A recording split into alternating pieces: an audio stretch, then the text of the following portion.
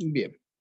Ya, como les decía entonces, empezamos a grabar la clase, a contar de este instante. Primero vamos a partir haciendo un repaso de lo que hemos visto hasta ahora, para que ustedes tengan claro cuál es la materia que se va a evaluar, ¿sí? Entonces yo voy a compartir la pantalla con ustedes y vamos a hacer un repaso general a partir de, vamos a ver al tiro, a partir de la presentación de este módulo.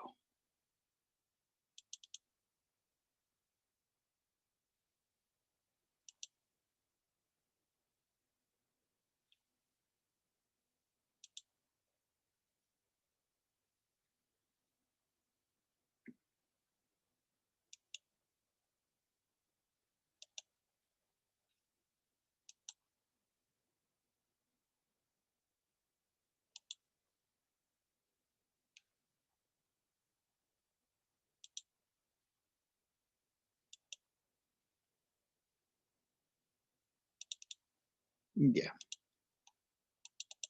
Entonces, esto es lo que estamos viendo nosotros. Vamos a hacer un pequeño repaso de lo que estamos viendo, para que a ustedes les sirva. Yo voy a ir, algo pasó parece, está en pausa la conexión. Vamos a arreglar esto. Ah, de veras que este no se puede. Ahí sí, ¿cierto? Cuando yo trato de ocupar la pantalla completa, por alguna razón el Zoom se desconecta no lo permite mostrar. Bien, entonces habíamos dicho que en este módulo, estos son los temas que nosotros teníamos que ver, que decían relación con la necesidad de información de una empresa, ¿cierto? Entonces, hasta este minuto, lo que hemos visto ha sido los indicadores de liquidez. ¿Se acuerdan que estaba la razón de liquidez? ¿Alguien se acuerda cómo se calculaba la razón de liquidez? Este es un repaso. Si no saben, no se preocupen, como voy a ir preguntando yo, por si acaso. Entonces, la primera pregunta es para don Henry Saldaña. Don Henry, ¿está por ahí? Sí, profe. Muy bien. ¿Se acuerda cómo se calculaba la razón de liquidez?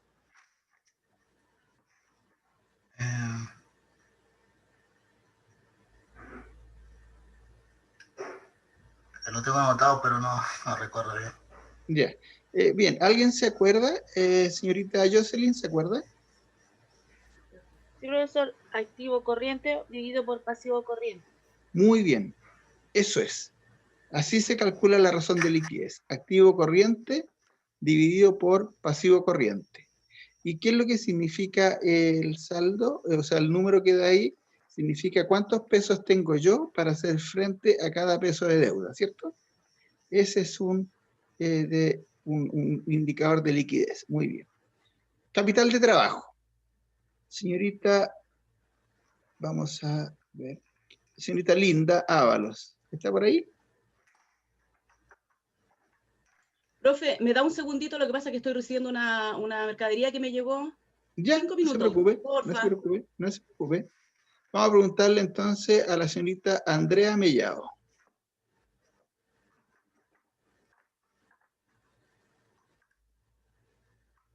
Señorita Andrea, ¿está por ahí?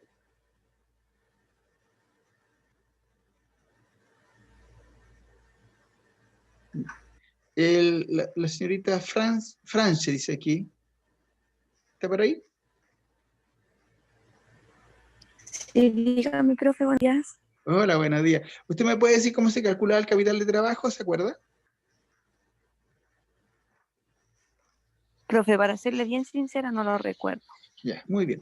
No se olviden que eso Disculpe. para la prueba tienen que tenerlo clarito, ¿eh? Es activo corriente menos pasivo corriente. Así se calcula el capital de trabajo, ¿ya? Entonces, para que lo tenga clarito, porque hay ejercicio al respecto en la evaluación. Ya, entonces, esos eran los dos indicadores de liquidez, que era lo que habíamos visto, ¿cierto? Ahora vamos a ver los indicadores de endeudamiento, que también lo habíamos visto. Entonces, vamos a ver la señorita María Olivo. Parece que ella es la que estaba ocupada, ¿cierto? ¿O no? No, la linda estaba ocupada. ¿Qué pasó, profe? Ah, ya. Señorita María Olivo, ¿está por ahí usted? Sí. Ah, ya, muy bien. Por favor, nómbreme un indicador de endeudamiento. ¿O cómo se calcula? Era el de deuda total. ¿Ya? Era, déjame acordarme, deuda total dividido patrimonio. Muy bien, ese es un indicador, ¿cierto? Muy bien, ese es uno de los indicadores. Entonces, esos son los indicadores que ustedes los tienen que conocer, cuáles son los de liquidez, de endeudamiento. Hoy día nos corresponde ver los, ¿cómo se llama? Los de rentabilidad, que los vamos a ver un poquito más. Pero me gustaría saber que alguien me explique qué son los activos corrientes.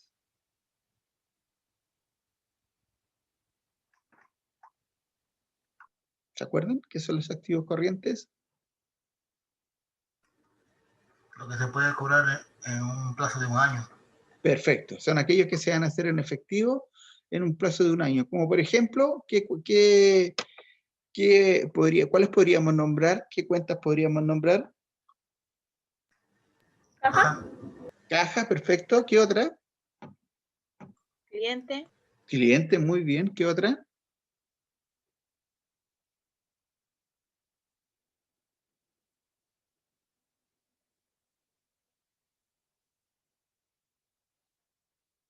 Es que falta una que es más o menos importante. El IVA a crédito. El IVA a crédito, perfecto también. Si tiene saldo, muy bien. ¿Otra?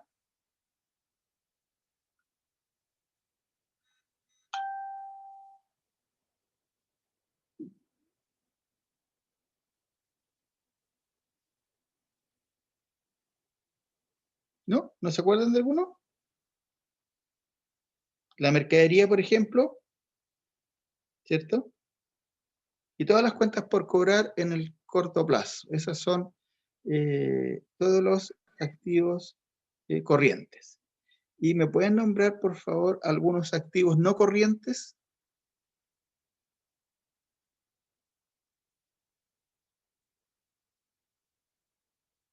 El que se le ocurra, cualquiera. Los muebles. Los muebles, Vehículos. bien. Bien. ¿Otro? El capital. El capital no es un activo, parece que es un pasivo no corriente, eso lo vamos a ver enseguida, pero los activos no corrientes son aquellos activos fijos, básicamente, como el que dijo la compañera, los muebles, las instalaciones, los vehículos, todo lo que tiene la empresa para ser usado en su actividad, no para ser destinado a la venta y tampoco se van a transformar en efectivo en el corto plazo, o en un plazo de un año, ¿cierto? Esos son los no corrientes. Y vamos a hablar ahora de los pasivos corrientes. ¿Alguien me puede nombrar ejemplos de pasivo corriente?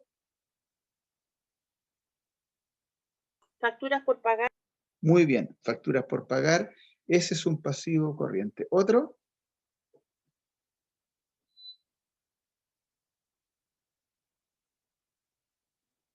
¿Otro?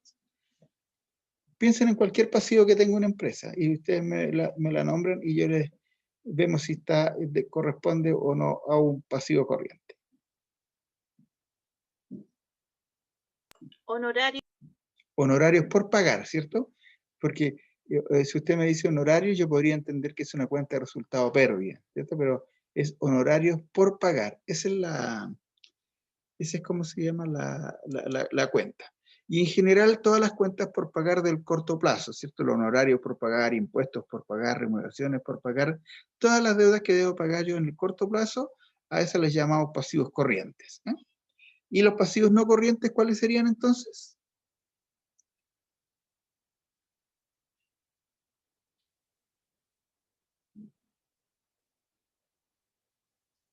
Capital. Muy bien, capital, porque es una deuda que yo se la tengo que pagar a los dueños al final de cuando se termine la empresa, ¿cierto? Por lo tanto, no es una deuda de corto plazo. Todas las reservas y en general cualquier pasivo que yo lo tenga que pagar a más de un año es un pasivo no corriente, ¿cierto? Esa es la idea. Después vamos a hablar de, vimos el balance general, ¿cierto? ¿Qué es el balance general? ¿Qué muestra el balance general?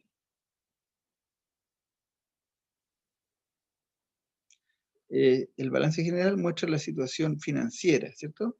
Porque presenta activos y pasivos. ¿Cierto?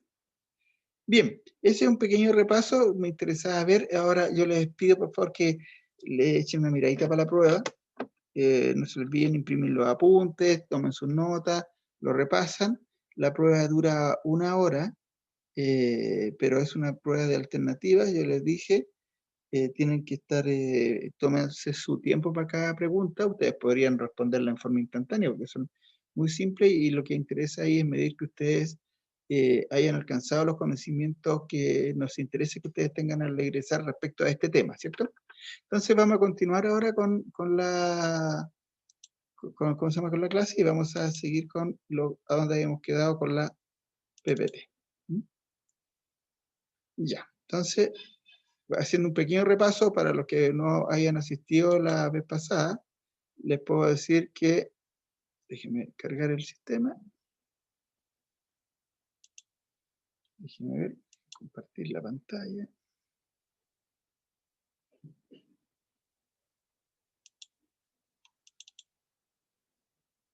Ya, entonces déjenme ver aquí.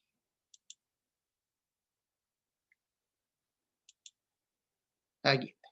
Entonces, bueno, habíamos hecho la presentación, habíamos visto el horario, habíamos el tipo de información que es necesario para conocer una empresa, y habíamos dicho que es tan necesaria, tan importante la información cualitativa como la cuantitativa. Habíamos dicho que un análisis de una empresa no se puede hacer solo con un tipo de información, siempre tiene que estar presente las dos informaciones. La cualitativa, las informaciones que caracterizan a una empresa, el nombre, el RUT, dónde se ubica, qué se dedica, quiénes son sus principales accionistas, sus principales proveedores, sus líneas de negocio, etcétera, etcétera. Y habíamos dicho también que la información cuantitativa es la información que se obtiene básicamente de dos estados financieros, que es el balance general y el estado de resultados, ¿cierto? Esa es la información base para hacer el análisis cuantitativo, ¿cierto? Entonces, eso lo habíamos visto ahí. Después vimos los ratios, básicamente, hemos visto el ratio de liquidez y endeudamiento, y respecto al estado de resultado tenemos que ver hoy día el ratio de rentabilidad. Cuando uno relaciona datos del balance general con el estado de resultado, puede sacar indicadores de rotación, ¿no? Que también los vamos a mencionar. Después, dentro del balance, los informes que uno puede obtener de la contabilidad, que son los más importantes, porque no se olviden que el objetivo de la contabilidad es entregar información para la toma de decisiones. Del balance general yo puedo sacar la clasificación de los activos corrientes y no corrientes, el inventario, los clientes, facturas por pagar, y en general todas las cuentas de activo y pasivo de una empresa yo las tengo que obtener del balance general. Y del estado de resultados yo puedo obtener todas las cuentas que den cuenta de, valga la redundancia, de los resultados, o sea, de los ingresos y de los gastos. Esos son los informes que salen del estado de resultados. Habíamos visto, para que ustedes recordaran, un balance general, habíamos hecho una parte de la tarea donde habíamos clasificado en activo corriente y no corriente algunas partidas, y este es el balance general tributario. En el último módulo, o en la última semana, en el examen de competencia, ustedes tienen que usar el sistema contable y emitir un balance, ¿cierto? Y calcular unos indicadores muy sencillos con los datos que se van a obtener. No sé si como les había dicho, la última semana es presencial. No sé si el examen final de competencia va a ser presencial o no, eso lo vamos a definir cuando llegue el minuto, todo depende de cómo se comporte esta pandemia, ¿cierto? Esa es la idea. Bien, después lo que habíamos dicho, y empezamos a hablar de los indicadores, que son re importantes, que estos indicadores siempre sirven para tomar conocimiento de la empresa y tomar decisiones, porque toda la información que sale de la contabilidad, perdonen que sea majadero, pero es importante que ustedes entiendan que toda información que sale de la contabilidad sirve para tomar decisiones, ¿cierto? Toda.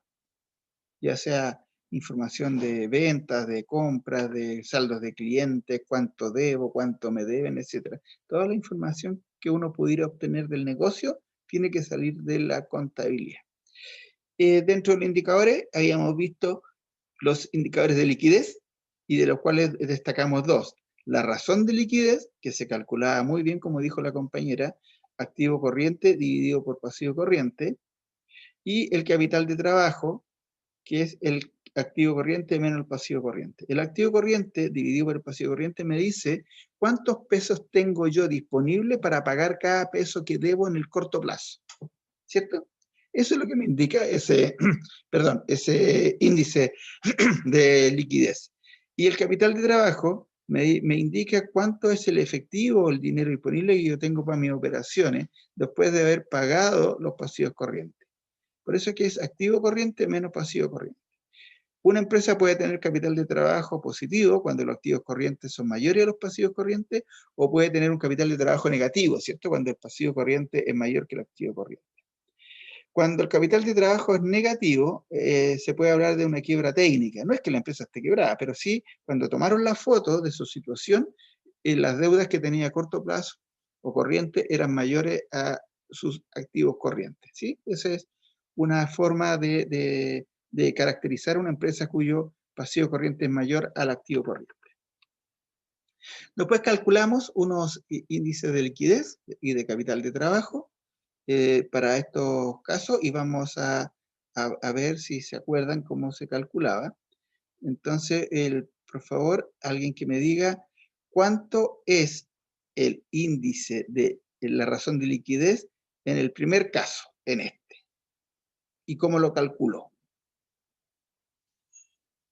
Porque esto ya lo vimos ya, pero me interesa de que puedo preguntar yo. ¿Ustedes eligen a alguien voluntario que me diga o yo pregunto? Voy a preguntar yo entonces. Señorita Scarlett, ¿está por ahí? Sí, profe, aquí estoy. Muy bien. ¿Me puede indicar cuánto es la razón de liquidez de... Mire lo que dice aquí, no sé. Ahí sí. ¿Me puede indicar cuál es la razón de liquidez del primer ejercicio? Donde dice que el activo corriente es 1.500.000 y el pasivo corriente son, no sé qué hice aquí, algo hice, pero vamos a ver. Déjenme ver, ahí sí. Donde el pasivo corriente es 850. Me dice cómo se calcula y qué resultado le da. Ya, al tiro, profe, voy a sacar la calculadora. Pero ¿Sí? se dividen. Sí, no se preocupe.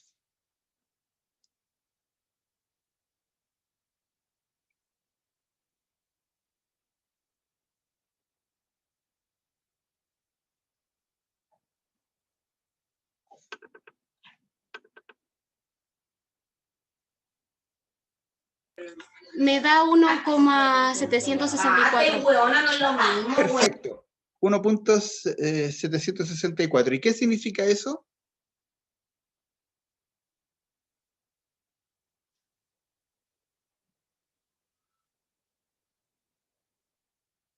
¿Aló? Parece que tuvo Disculpe, problemas. profesores, que se me fue el audio. ¿Qué pasó? No se preocupe, le pregunta, a otro alumno le vamos a preguntar, no se preocupe, vamos a buscar. Profe. Bien, su cálculo está Muchas perfecto. gracias, disculpe.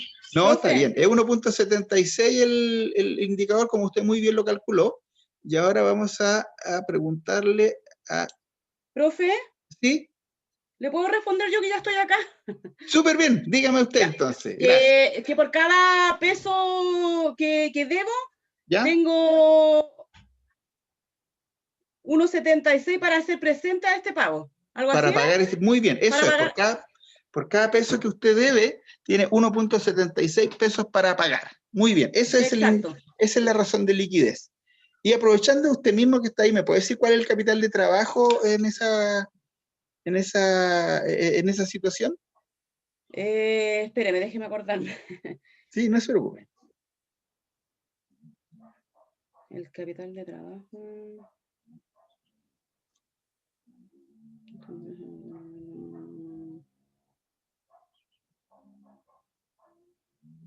Ay, profe, se me olvidó cómo lo calculamos. No se preocupe. El Ah, capital de trabajo. profe, era 1.500.000 menos 850 y el capital serían 650, ¿o no? Muy bien, eso es, sí, está bien, Ya. está bien. Eso Sí, es. porque al 1.500.000 se le restan los 850. Así es, y ahí determinamos el capital de trabajo, que es en Claro. el fondo del dinero disponible que tiene la empresa para operar después de pagar sus pasivos corrientes, ¿cierto? Esa es la idea, muy bien. Sí. Y en el, a ver, bien, vamos a ver ahora,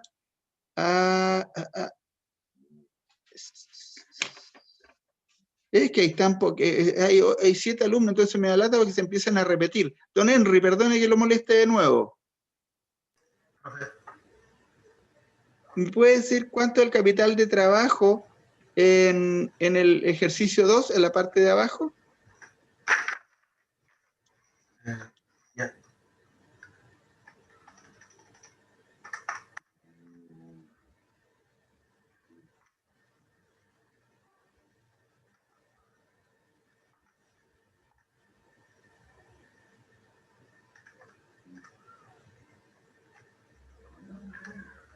Menos 6 millones.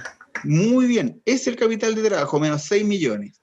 ¿Y qué significa? Que esa empresa, cuando tomaron esta foto de la situación, estaba con un capital de trabajo negativo, ¿cierto? Y podría decirse que tiene una quiebra técnica, ¿cierto? Profe, ¿le hago una consulta? ¿Cómo no? Dígame. Cuando pasa esto, el otro día igual no me quedó muy claro, ¿es la empresa se va a quiebra sí o sí? ¿O por qué motivo no podría irse a quiebra si estamos en contra? Ya, mire, es un concepto financiero simplemente porque esta empresa no significa que haya entrado en cesación de pago, sino que si no arregla la situación va a quebrar. Esa es la idea, por eso se llama quiebra técnica. Entonces, justamente el análisis financiero sirve para detectar este tipo de situaciones. Entonces, cuando uno hace el análisis financiero y dice, oye, viejito, tú tienes pasivos a corto plazo por 9.500.000 y tenías activos para pagar 3.500.000. Algo tienes que hacer. O te consigues un préstamo, o vendes un activo fijo, o pides una prórroga de los pasivos, pero algo tienes que hacer. Esas son las decisiones que se tienen que tomar cuando se obtienen estos indicadores en una empresa. Si no hace nada y lo deja tal como está, va a quebrar, ¿cierto? Por eso se llama quiebra técnica, porque no está quebrada, porque todavía no dejó de pagar. Pero si mantiene la situación como está, sin hacer nada, dentro del año va a quebrar porque no va a tener cómo pagar sus pasivos, ¿cierto? Por eso es que se llama quiebra técnica. Porque yo veo que en el lapso del año que viene, mis pasivos corrientes o las deudas que yo tengo que pagar son mayores a los recursos que yo dispongo. Por eso es que se llama quiebra técnica y no es que vaya a quebrar. Las empresas quiebran cuando entran en cesación de pago de verdad, no cuando uno visualiza que podría entrar. Aquí lo que estamos haciendo es visualizar que esta empresa podría entrar en cesación de pago o en quiebra si es que no arregla la estructura de activos corrientes y pasivos corrientes, ¿cierto? Esa es la idea. Pero justamente lo que usted pregunta es el objetivo de estos análisis financieros que se hacen en las empresas. Y es bastante equivalente a lo que pasa en la vida cotidiana de uno, ¿no? Por ejemplo, una persona que se ha comprado un auto y sabe que, si lo llama la vida de uno, y sabe que tiene que pagar una cuota del auto, por ejemplo, de 400.000 pesos, y llega y tiene que pagarla el día 15, y llega el día primero y tiene 50.000 pesos, sabe que no va a poder pagar la cuota, ¿cierto? Entonces, tiene dos opciones, o varias opciones. Primero, va y habla con el que le vendió el auto y le pide una prórroga para pagar la cuota y ya no la tiene que pagar dentro del mes y le pide una prórroga. Esa es una alternativa. La otra alternativa es que se consiga el dinero para poder pagar la cuota, ¿cierto? Pide otro préstamo o le pide ayuda a alguien. Esa es otra alternativa. Y la alternativa última que le queda es no pagar la cuota y que le quiten el auto, ¿cierto? Entonces, lo mismo pasa en una empresa. Cuando las empresas ven que tienen que pagar ciertos compromisos y no tienen plata, primero parten tratando de negociar el pago de esas deudas para prorrogar el pago. La segunda alternativa que tienen es conseguir financiamiento, pedir un préstamo o de alguna manera conseguir recursos, vender un activo fijo, hacer líquido la plata. Y en tercer lugar, cuando ya la cosa es insostenible, es declarar la quiebra. O sea, saben, dicen los proveedores, yo no les puedo pagar, así que me declaro en quiebra. Esta situación, que a uno le parece como académica, se vivió mucho en esta época de pandemia, sobre todo las empresas que tuvieron que cerrar, ¿cierto? Donde ellos seguían teniendo sus pasivos y obviamente no pudieron generar ingresos. Entonces hay muchas que tuvieron que renegociar sus pasivos, el gobierno tuvo que autorizar unos créditos FOGAPE, justamente para que las empresas no quebraran, ¿cierto? Entonces lo que estamos viendo nosotros ahora, aunque parezca teórico, es muy real, es muy práctico, y ustedes deben conocer comerciantes que dicen, no, estoy a punto de quebrar, si se vuelve a repetir la pandemia yo quiebro porque no voy a tener cómo pagar mis pasivos con los ingresos si no tengo ingresos, ¿cierto? Entonces, por eso que es importante entender que esas son las alternativas. Si alguna vez ustedes están en esta condición, están trabajando, lo primero que tienen que hacer, ¿se acuerdan? Las decisiones que toma el administrador financiero son decisiones de inversión, donde meto la plata para ganar alta rentabilidad, financiamiento, de dónde obtengo financiamiento al menor costo. Y cuando ustedes estén encargados del área de finanzas, o estén trabajando en finanzas, o tengan alguna relación, siempre van a tener que estar muy atentos de buscar la manera de renegociar sus pasivos o obtener financiamiento de la manera más barata posible. Y lo más barato por ahora es pedir prórroga a los ¿cómo se llama? A los acreedores, pues a la gente que yo le debo. La más cara es pedir créditos de emergencia. Como habíamos visto, siempre hemos dicho que los créditos que se pagan más interés son aquellos créditos que se piden a última hora. Esos son, como dicen en Chile, le dan con el mocho del hacha al que se atreve a pedir un crédito de un día para otro. Por eso que las líneas de crédito de los bancos, cuando uno ocupa la línea de crédito, están caras, ¿cierto? Porque no estaba planificado para nada, y ahí es donde los bancos cobran la tasa más alta que pueden, pues si total están obligados, si ya lo ocuparon ya. Y de ahí viene la importancia de realizar los presupuestos. Por eso que cuando ustedes desarrollen una actividad, desarrollen un emprendimiento, se van a dar cuenta que para todo eso siempre les exigen que hagan un flujo de caja, ¿cierto? Eso es para ver las necesidades que van a tener de financiamiento, para que lo puedan negociar con mucha anticipación. Es distinto hablar con una institución financiera y pedir un crédito para 6 meses más, que ir y pedir un crédito de urgencia para la próxima semana, ¿cierto? Todas las necesidades de financiamiento tienen que estar planificadas de alguna manera. Yo tengo que haber determinado en qué periodo voy a necesitar plata y barajar distintas alternativas para obtener ese financiamiento. Entonces, por eso es que es importante que estos temas ustedes los vayan conociendo y los vayan internalizando. Seguramente van a tener que desarrollar algún emprendimiento teórico más adelante, donde van a tener que considerar todas estas cosas que estamos conversando ahora. Bien, sigamos. Entonces, vamos a cerrar acá. Y vamos a seguir con... Ahí está. Entonces, los otros indicadores que habíamos visto eran los ratios de endeudamiento, y ahí hemos visto 3 ratios, porque son los que nos interesa que ustedes conozcan. Primero, que existen los ratios de endeudamiento que miden en el grado de endeudamiento que tiene una empresa con relación a su patrimonio, ¿cierto? Y el primero, el que muy bien dijo la compañera, el ratio de endeudamiento general, que es deuda total dividido por patrimonio. Otro ratio de endeudamiento es la relación que existe entre la deuda de corto plazo, o sea, de la deuda total, cuánto es la que yo debo en el corto plazo y cuánto es lo que yo debo de ese total de deuda en el largo plazo. Y para eso habíamos hecho un ejercicio, que era este, donde habíamos calculado los ratios de endeudamiento, y habíamos dicho de que el ratio de deuda general, que eran los pasivos corrientes más los no corrientes, que sumaban 17.500.000, ¿cierto? Yo los dividía por 9, porque ese era el patrimonio. Y ahí me daba el endeudamiento. Significa que por cada peso de patrimonio que tengo tantos pesos de endeudamiento, tanto en el corto como en el largo plazo. Si alguno de ustedes puede hacer el cálculo, me ayudaría. Yo acá lo tengo también, pero me interesa que ustedes calculen el índice general de endeudamiento. Vamos a ver, ¿a quién le vamos a preguntar? Le vamos a preguntar a... Le vamos a preguntar déjeme ver. A la señorita María Olivo, ¿está por ahí? Sí, profe. Muy bien. Entonces usted me podría decir, en este ejercicio que está acá, déjeme ver que se me salió la línea, en este ejercicio, aquí, déjeme ver, aquí, ahí. ¿Cuál es el ratio de endeudamiento general o el índice de endeudamiento general? Primero, ¿cómo se calcula y cuánto es? Se suman los 9.500.000 ¿Ya? más los 8 y ¿Ya? dan 17.500. 17.500. ¿Ya? Luego se dividen por los 9 millones y dan 1,94. Perfecto. Muy bien. Es el índice de endeudamiento general. Significa que por cada peso de capital que tengo yo, debo 1.94 pesos, ¿cierto? Eso es lo que significa ese índice de endeudamiento. Muy bien. Y después el otro índice que teníamos era la razón del pasivo corriente con respecto a la deuda total, o la deuda del corto plazo, por así decirlo, con respecto a la deuda total, que era dividiendo los 9.500.000 dividido por los 17.500.000, y ahí tengo el índice de endeudamiento de corto plazo.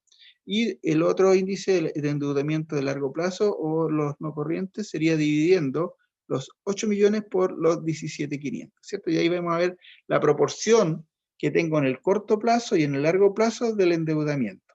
Esos son indicadores también que ustedes deben conocer, ¿sí? Bien, sigamos entonces. Y ahora entramos a... ¿Sí? ¿Me puede explicar un poquito de nuevo lo del corto plazo y el... ¿Cómo no? Inmediatamente. porfa. Sí, por supuesto. Habían ratios de deuda, que lo estoy viendo acá, que hay dos formas de ver. El primero es el ratio de endeudamiento, que es la deuda total con el patrimonio, y ese lo que hace es ver cuántas veces yo tengo comprometido mi patrimonio en deuda, ya sea en corto o largo plazo, ¿cierto? Ese es Ya. el primero, que lo habíamos calculado, y da 1 punto, no me acuerdo cuánto es, pero déjeme calcularlo. 1.94. Ese mismo. No, el de la deuda total era 1.94, perfecto. ¿Sí? Eso era, 1.94.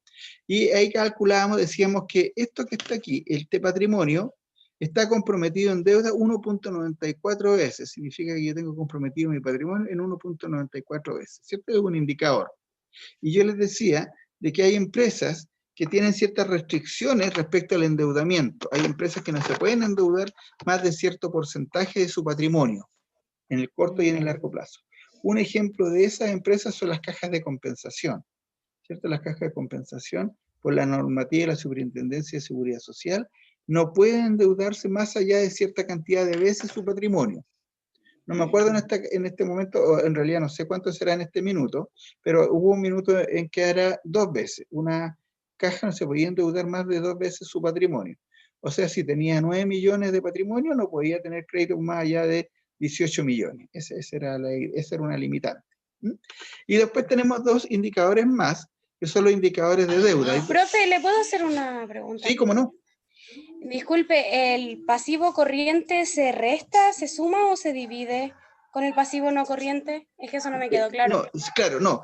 Para calcular, usted dice los ratios de deuda, porque el primero está claro, ¿cierto? Cuando calculamos el índice de Sí, el deuda balance total, general, sí. claro, ese sumamos el pasivo corriente más el pasivo no corriente, ¿cierto? Lo sumamos. Y ese total lo dividimos por el patrimonio.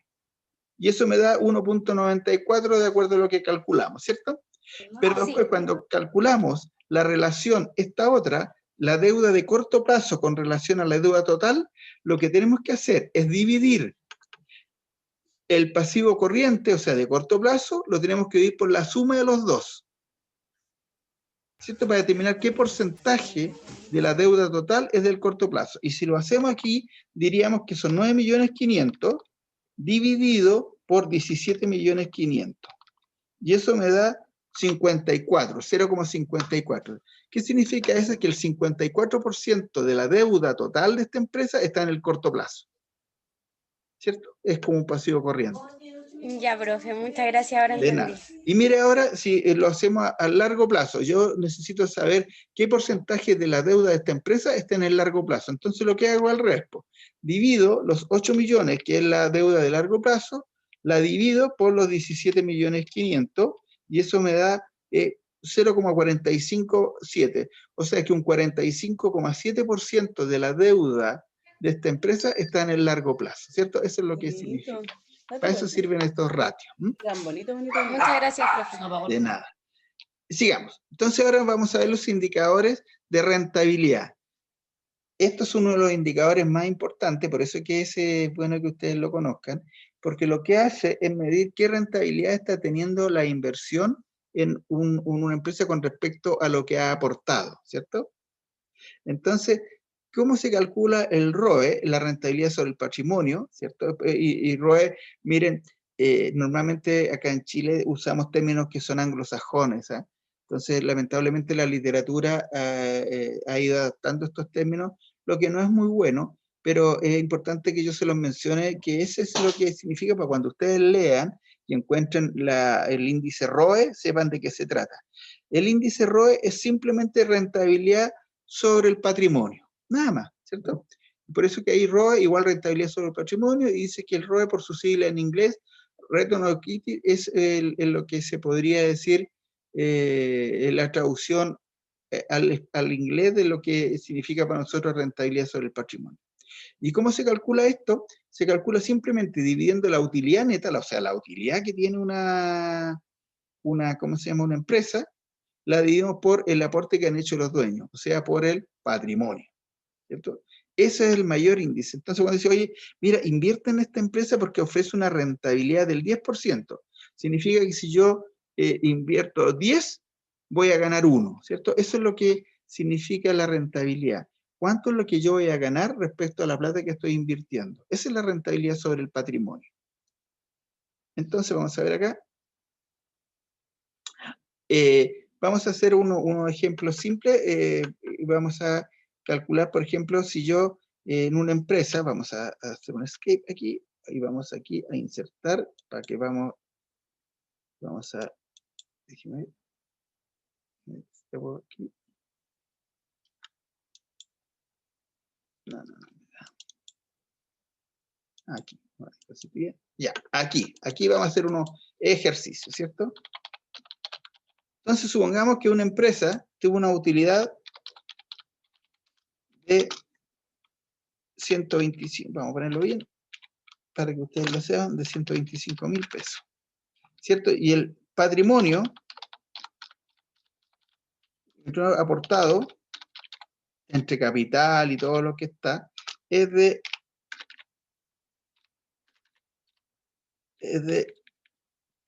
250.000.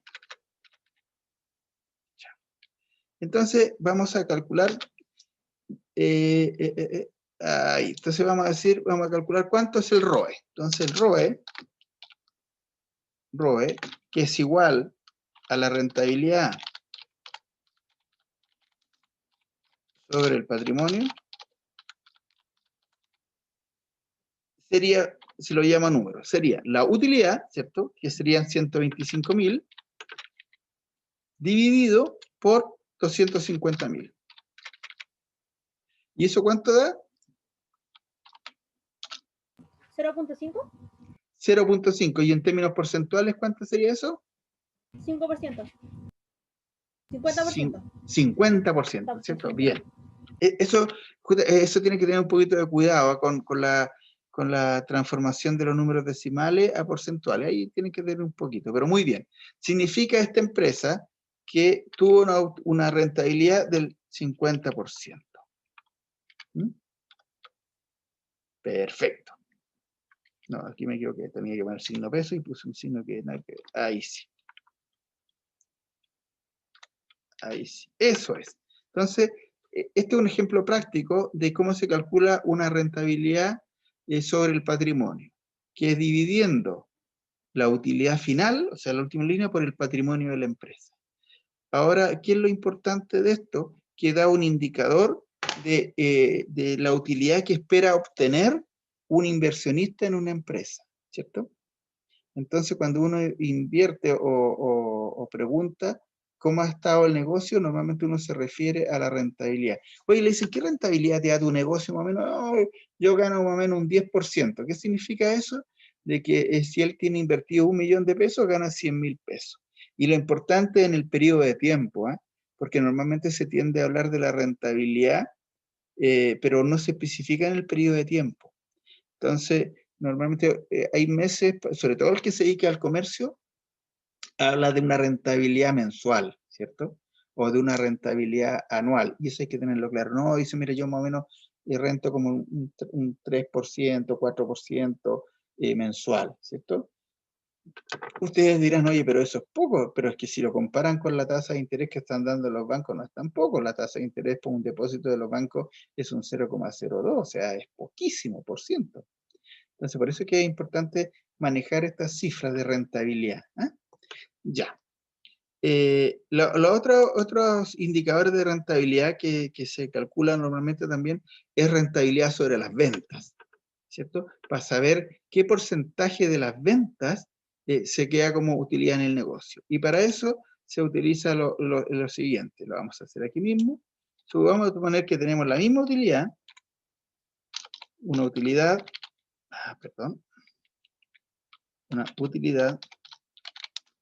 de lo mismo, 125.000 pesos, y yo tengo unas ventas en el año o en el mes, ¿cierto? O en el periodo que estoy analizando vamos a poner de 850.000 pesos. Esa es la venta. Entonces, la rentabilidad sobre las ventas se calcula dividiendo la utilidad dividido por las ventas. Se calcula. Y si yo reemplazo acá, yo debería decir 125.000 con signo peso, 125.000, 125.000, como decía, dividido por 850.000. Y eso me da 850.000. Ahí está. Y eso me da, si alguien lo puede dividir y me puede decir cuánto les da, yo aquí lo tengo también.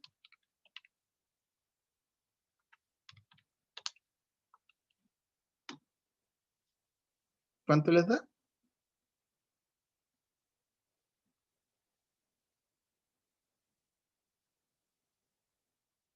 ¿0,15?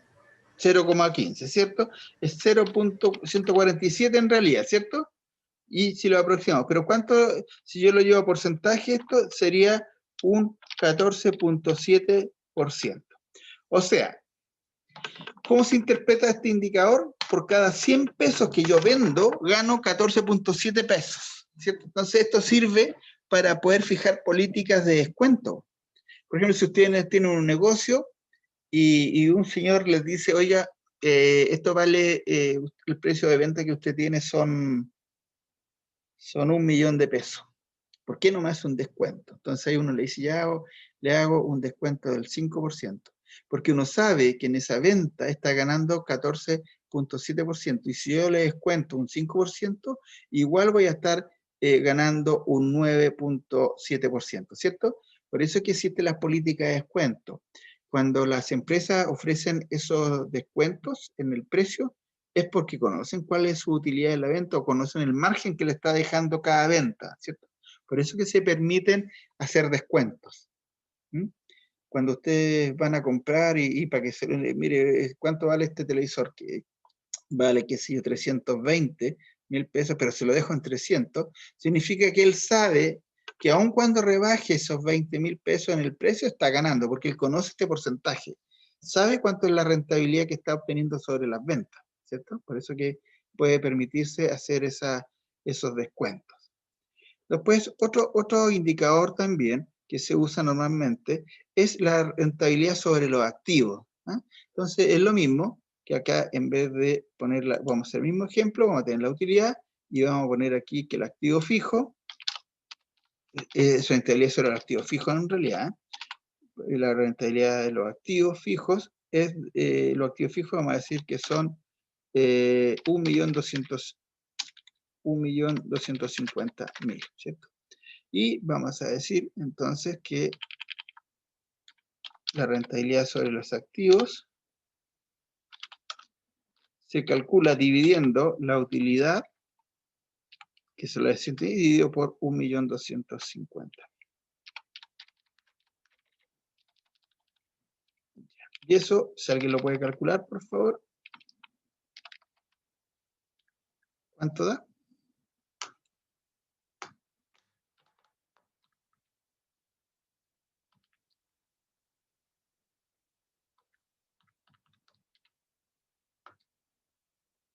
¿Cuánto le da? El 10%. Muy bien, 0.1. Lo que me interesa es eso para que ustedes sepan, 10%, ¿cierto? Entonces esto significa que por cada peso que yo tengo invertido en activo fijo, estoy ganando el 10%, o un centavo. O por cada 10 pesos estoy ganando un peso de lo que tengo invertido en activos fijos, ¿cierto? Eso es lo que significan estos indicadores. Por eso que es importante que ustedes los conozcan y sepan calcularlo de forma muy simple, pero yo les aseguro que aquí en adelante les va a servir para los otros ramos que vienen, sobre todo del área financiera. Bien, esos son los indicadores que nos interesaba conocer. Entonces acabamos de ver los indicadores de liquidez, los indicadores de endeudamiento y ahora vimos los indicadores de rentabilidad, ¿cierto? Esos tres indicadores son los que ustedes tienen que conocer y los tienen que tener presentes para las evaluaciones. No se olviden que yo les entrego los datos, ustedes hacen los cálculos y está la alternativa ahí con la respuesta correcta, y hay varias incorrectas también, así que por eso que tienen que saber calcularlos. No se confíen en eso, tómense su tiempo y calculen, porque lo más terrible es cuando uno mete la pata y se da cuenta en forma inmediata que metió la pata. Por eso que lean bien y hay harto tiempo para resolver la prueba. Bien, entonces ahora nos vamos a los reportes, ¿cierto? no se olviden que estamos viendo nosotros análisis de estado financiero, ¿cierto? O análisis de información contable.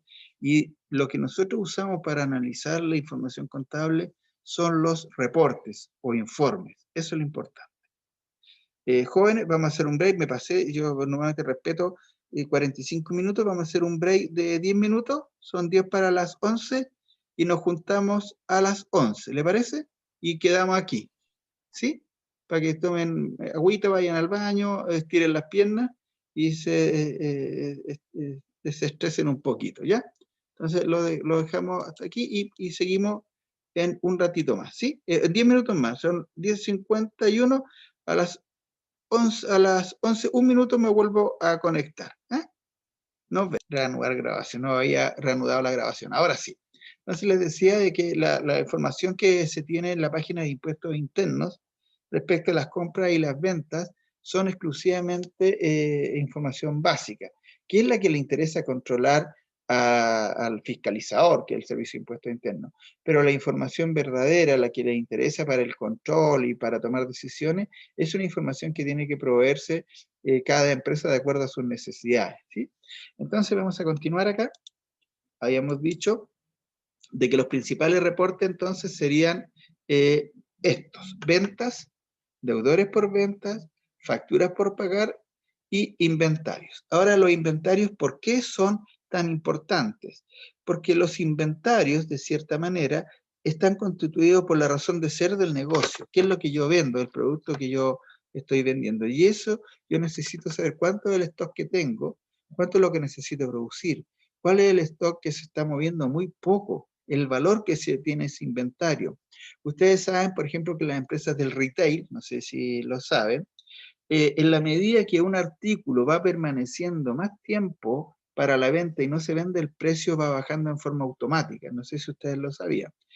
Pero en un retail, por ejemplo, Ripley, Almacenes París, Falabella, ellos tienen un control de inventario y van viendo la fecha del último movimiento.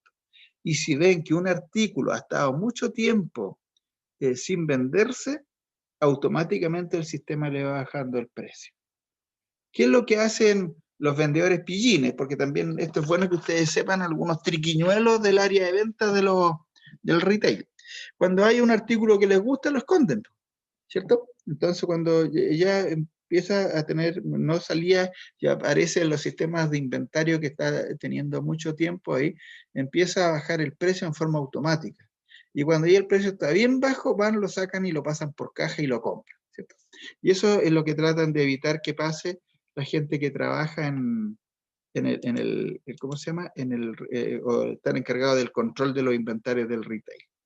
En los inventarios es importante que se conozca el detalle del artículo, qué es lo que se tiene, y estar haciendo un constante análisis de la conveniencia de mantener esos inventarios, porque no se olviden que los inventarios es dinero que está invertido ahí y que si no se mueve, está no produciendo nada.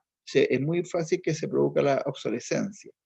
Los inventarios, por ejemplo, en el retail, que es el caso típico, cuando lanzan las grandes liquidaciones de temporada, es porque están tratando dos cosas. Primero, de hacer líquido esos inventarios, transformarlo en dinero, y segundo, desocupar espacio en las bodegas. Uno de los mayores costos que tienen las empresas del retail es el almacenaje de la mercadería, ¿cierto? Por eso es que afuera de Santiago, casi todas estas grandes empresas tienen sus bodegas y van despachando exclusivamente a los locales comerciales lo que se va a vender. Ahora con las ventas por internet, obviamente, si ustedes se habrán dado cuenta, la existencia de artículos en los locales ha bajado de una manera sustantiva, porque se está tratando de fomentar, o sea, ha fomentado y ha sido también obligado la venta por internet. Entonces ya las tiendas ya no tienen tanta variedad de artículos y incentivan que todas las compras sean por internet, ¿cierto? Bien. Entonces, como corolario de esta parte, vamos a decir que los reportes que entrega el sistema contable siempre sirven para la toma de decisiones.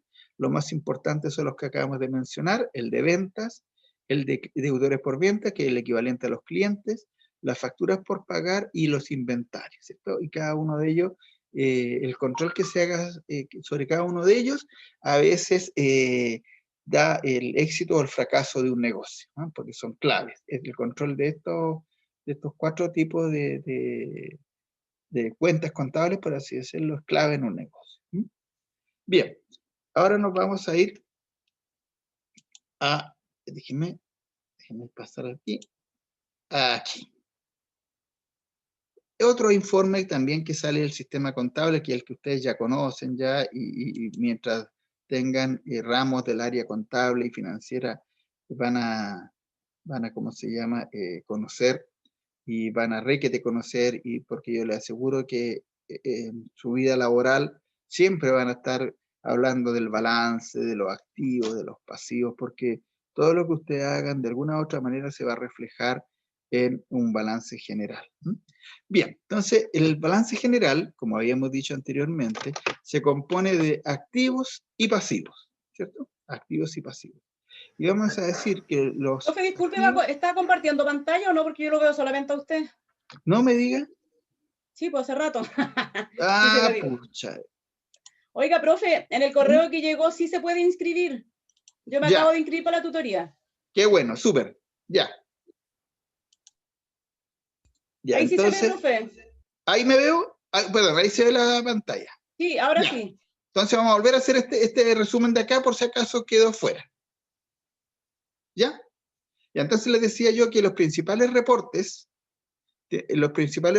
que se obtienen del sistema contable para efectos de control y que pueden asegurar un buen funcionamiento de una empresa y el éxito de una empresa son estos 4: las ventas, los clientes, las facturas por pagar y los inventarios, ¿cierto? Esos son los principales reportes.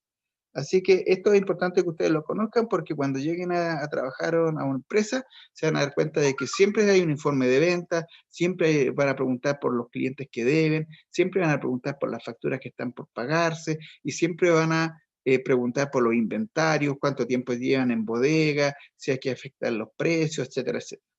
Y en segundo lugar, vamos a hablar a continuación de algo que yo les decía que ustedes lo van a escuchar siempre en toda su vida laboral, porque el área de administración que ustedes están estudiando, siempre se toca con la contabilidad, ¿cierto? Siempre. Si trabajan en recursos humanos, trabajan en contabilidad, trabajan en ventas, trabajan en el departamento de adquisiciones, en el departamento de producción, lo que sea, siempre van a tener que entregar o preparar información para la contabilidad.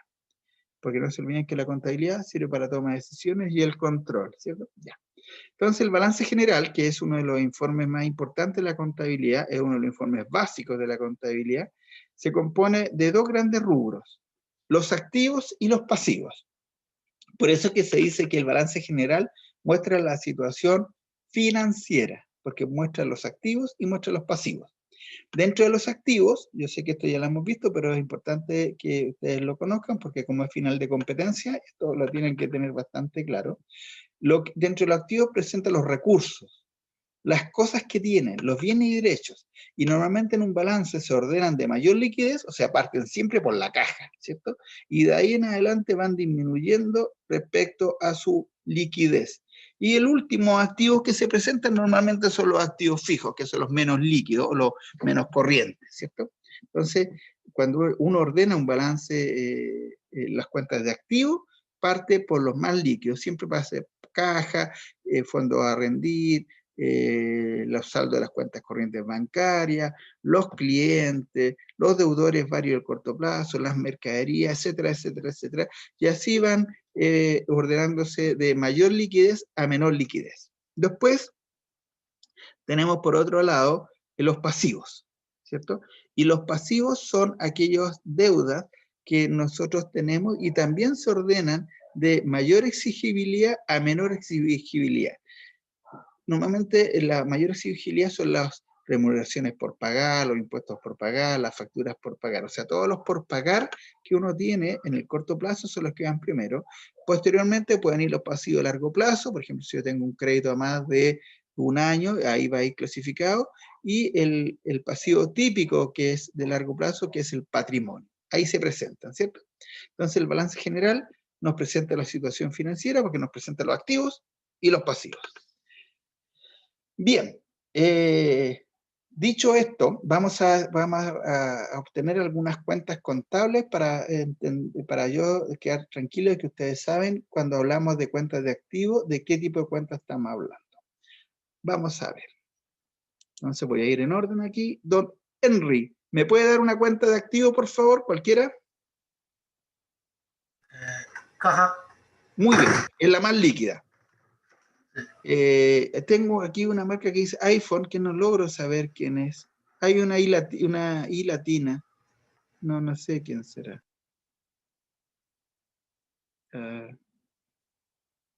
Bueno. Tengo un iPhone de France. ¿Está por ahí? France, ¿está por ahí? No. Jocelyn Vergara, ¿está por ahí? Sí, profesor. ¿Me puede dar una cuenta de pasivo, por favor, cualquiera? Honorarios por pagar. Muy bien, todos los por pagar. ¿Y una cuenta de activo no corriente?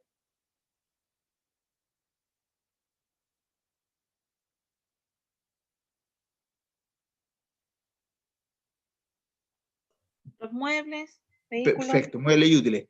El activo fijo en general, muy bien, esa es la idea. Bien, yo creo que se entiende qué cuentas son de activo y qué cuentas son de pasivo, y cuáles son activos corrientes y activos no corrientes, y los pasivos corrientes y no corrientes. Yo creo que eso, por las preguntas que he hecho, creo que se entiende bien.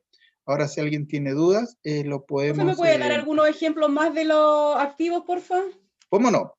Miren, hablemos de los activos corrientes, ¿cierto? Los activos corrientes, por ejemplo, podría ser caja, saldo en la cuenta corriente de cualquier banco, Banco de Estado, Banco de Crédito, todas las cuentas corrientes de los bancos, ¿cierto? Los clientes, son activos corrientes, los clientes. Las cuentas por cobrar también son corrientes. Podrían ser también, por ejemplo, los inventarios, las mercaderías que están disponibles para la venta en un periodo de tiempo, ¿cierto? Y en el fondo, los impuestos por recuperar también, el IVA crédito, por ejemplo, también es un activo corriente porque yo lo voy a recuperar, ¿cierto? Esos son ejemplos de activos corrientes. Ahora, activos no corrientes son todas las cuentas de activo fijo, básicamente. Por ejemplo, muebles y útiles, maquinarias, bienes raíces, terrenos, y en general todas aquellas partidas de que yo no las voy a poder recuperar o no las voy a hacer dinero en el lapso de un año, ¿cierto? Esos son los activos no corrientes. Como a grandes rasgos podemos decir que los activos no corrientes típicos son los activos fijos. Así ahí ustedes pueden clasificar. Entonces, creo que vamos a ver un ejemplo también ahora, así que ahí vamos a tener claro y entre todos vamos a ir clasificando algunas partidas. Y las deudas y obligaciones también. El pasivo corriente, por ejemplo, son todas aquellas cuentas por pagar en el corto plazo. Las típicas son, por ejemplo, sueldos por pagar, honorarios por pagar, préstamos por pagar, proveedores, qué sé yo, créditos Perdón, profe, ¿de qué está bancarios. hablando ahí? Profe, disculpe, ¿de qué está hablando? Que justo tuve que salir. Perdón. Ya. Es que me pidieron que diera unos ejemplos de cuentas de activo, que ya los di, y que diera algunos ejemplos de cuentas de pasivo. Sí, eso los vi. Ya. Entonces, lo que estaba haciendo ahora es dándole ejemplos de cuentas de pasivo corriente, que son de pasivo de corto plazo. Y ahí están todos los por pagar. Por ejemplo, remuneraciones por pagar, sueldos por pagar, depende del nombre que le dé la empresa, los impuestos por pagar, facturas por pagar, proveedores, todo lo por pagar, créditos por pagar, todo lo que sea en el corto plazo.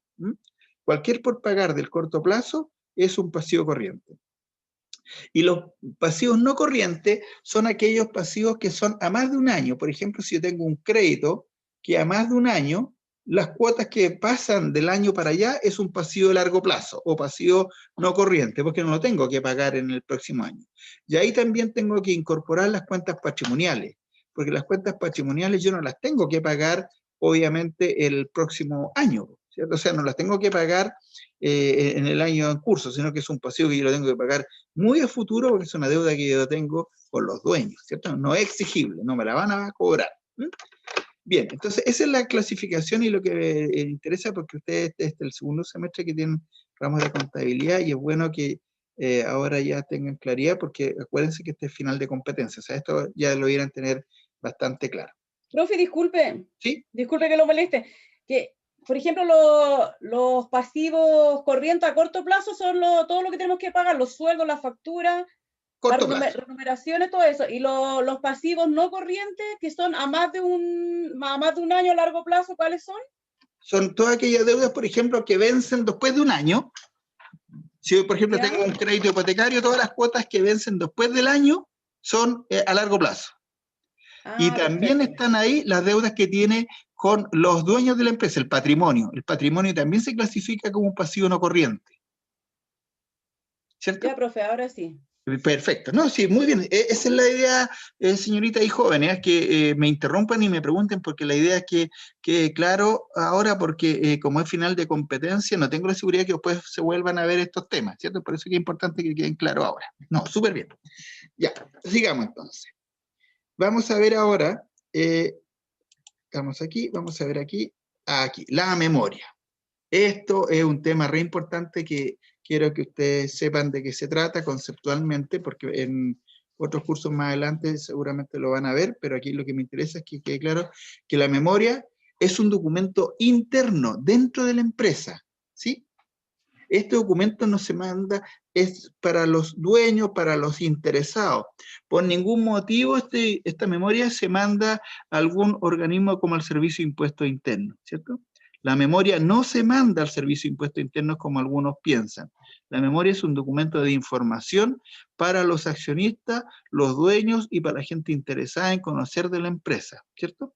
Y ahí lo que se hace es mostrar un poco, a ver, es como mostrar entre nosotros, como mostrar una cara bonita de la empresa, ¿cierto? Porque en una memoria todo se engrandece, presentan como que hubiese sido la mejor empresa del mundo, los logros, los resultados, los hechos, todo lo que han hecho la empresa, porque con la memoria la administración se luce, ¿cierto? Ahí tiene que demostrar o tratar de demostrar que lo ha hecho muy bien. Entonces, por eso que las memorias... ¿Cuándo la traen? ¿Ah? ¿Perdón? Perdón, profe, perdón, me equivoqué. No, no se preocupe, no se preocupe. Entonces, les decía que la memoria es un documento donde se muestran los logros, los hechos, hay antecedentes cuantitativos, o sea, las características de la empresa, por eso que al principio, ¿se acuerdan que veíamos el análisis cuantitativo y cualitativo? ¿Se acuerdan? Y es porque dentro de la memoria están antecedentes cualitativos y también cuantitativos. Ahí se presentan también los balances del año, se hacen comparativos, se muestran las cosas buenas que se han hecho, y hay ciertas normas que las mismas empresas establecen para presentar información, porque esta memoria, las memorias son de uso interno, o sea, cada empresa prepara sus propias memorias, no hay ninguna norma que diga cómo deben ser preparadas las memorias, ¿cierto? Al revés de la FECU, de la ficha... Oiga, profe, ¿Sí? perdón, la memoria se refiere a que es como el informe final que Así es. se hace. Es el informe final que hace la dirección de una empresa, el gerente general y todos los gerentes, y el directorio para mostrar los logros y la situación de la empresa. Es como para lucir la empresa, ¿cierto? La memoria es un documento que emiten las empresas para mostrar lo que son, lo que están haciendo y lo que piensan hacer. Pero es de uso de ellos. No va a ningún organismo fiscalizador. El Servicio de Impuestos Internos no tiene nada que ver con la memoria, ¿cierto? A ellos, a Impuestos Internos solo le interesa la información que les permite a ellos controlar los impuestos, y para eso está el balance tributario. ¿Sabe por qué se lo aclaro? Porque hay personas que creen que la memoria es una información que se tiene que enviar a el Servicio de Impuestos Internos, y eso no es así. La memoria es un documento de preparación y uso interno, y lo utiliza o se lo envían a la gente que la dirección estima conveniente. Normalmente se lo envían a los principales socios, se lo envían a los principales proveedores, a los principales clientes, porque en el fondo están mostrando una muy buena cara de la empresa, ¿cierto? De eso se trata la memoria, mostrar una muy buena cara de la empresa. Ya. Ven, jóvenes, esta es la materia que tenemos para esta semana. No es una materia muy densa, es muy precisa los conocimientos que se tienen que tener, no hay grandes logros, hay unos pequeños cálculos matemáticos nomás que son para calcular algunos indicadores. Entonces, como yo le había ofrecido, ahora voy a desarrollar las tareas con ustedes y los cuestionarios los vamos a hacer entre todos para que nos quedemos tranquilos y yo me quedo tranquilo que ustedes lo van a hacer y que sé que mañana es un día medianamente perdido y el 25 para qué decir. Y el sábado vamos a conectarnos seguramente para la ayudantía. Me dijo usted que a qué hora estaba programada. La verdad es que no he visto los correos hoy día, por eso que Profe, a las 9:30 hasta las 10, espéreme. 10:50. 10:50, hasta las sí. 10:50. Perfecto. Ya. Oiga, profe, ¿Sí? entonces la evaluación de este sábado va a ser netamente con la materia que hemos pasado en estas dos clases, o sea, todo el módulo 1. Así es, nada más que eso. Ya, perfecto. Y la ayudantía del sábado también, que va a versar sobre lo mismo, ¿cierto? Vamos a ver algunos cálculos indicadores, vamos a ver para qué sirven, cálculos de capitales de trabajo, que son básicamente los mismos ejemplos que tenemos acá, pero vamos a ir sacando ejemplos nuevos de los mismos ejercicios que hay en la materia. Entonces, la idea es para que ustedes reafirmen los conocimientos, ¿ah? Pero yo les aseguro que con lo que hemos visto hasta ahora, ustedes debieran tener un buen resultado en la prueba, ¿sí? Porque se han tocado todos los temas y yo me he preocupado de hacer énfasis en las cosas que me interesa que ustedes aprendan, ¿sí? Ya, Las formativas entonces, que vamos a hacer ahora igual nos van a servir para la prueba, supongo. por supuesto, ¿no? Todo lo que vamos a hacer ahora sirve para la prueba, sí. Ya, Sí. ya, profe. Ya, vamos a empezar entonces, vamos a entrar de nuevo. Vamos a ir a compartir, vamos a entrar a la aula, déjenme ver.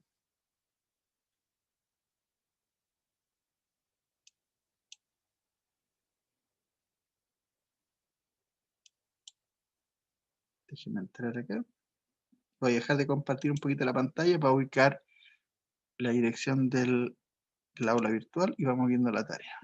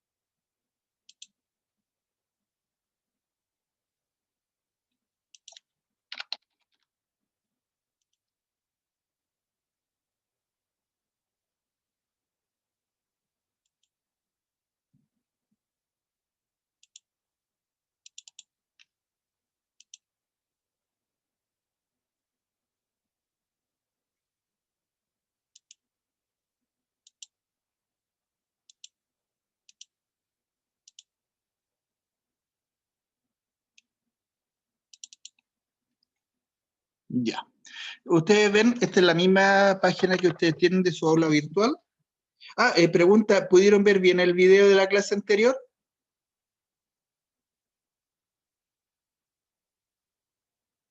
¿Aló?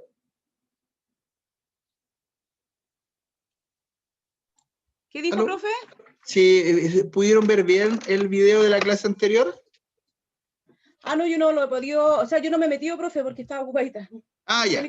Yo tampoco me he metido, profesor. Ya, si alguien, por favor, entra y ve que tiene problemas, me avisa, porque yo los revisé y están bien cargados todas, pero de todas maneras es bueno saber que así como yo lo puedo ver bien, ustedes también lo pueden ver bien, ¿cierto? Esa es la idea. Ya.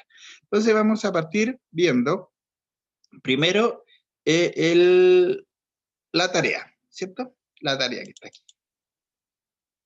Vamos a ver la tarea. Miren esto. La tarea que está aquí dice, déjenme ver esto un poquito.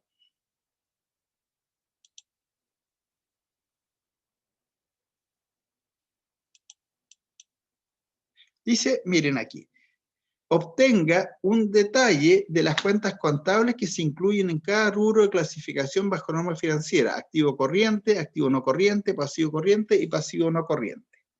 ¿Dónde podrían ustedes obtener esa información? ¿Alguien me pudiera ayudar? ¿En el balance, profe? En el balance, pero yo siempre le he dicho que le pierdan el miedo a buscar información de Google. Entonces Ah, sí, dijimos igual que podemos buscar normalmente las información ahí, pues. empresas en Chile lo que hacen es acogerse a la norma de la Superintendencia de Valor y Seguro. Entonces, la Superintendencia de Valor y Seguro tiene ella en su página, ¿cierto? Estos clasificadores. Ellos les dicen cuáles son las cuentas que deben formar parte de esta clasificación. Entonces, yo, esto es lo que esperaba, o lo que se espera, es que ustedes entren. Vamos a ir, yo voy a ir acá y les voy a mostrar. Déjenme entrar aquí, para cómo se busca esto, para que ustedes, pues, cuando tengan cualquier duda o le pidan cualquier información, busquen cómo se debe ver esta información. Entonces vamos a buscar aquí, clasificación. Pues yo sé que ustedes no están viendo. ¿Cuántas?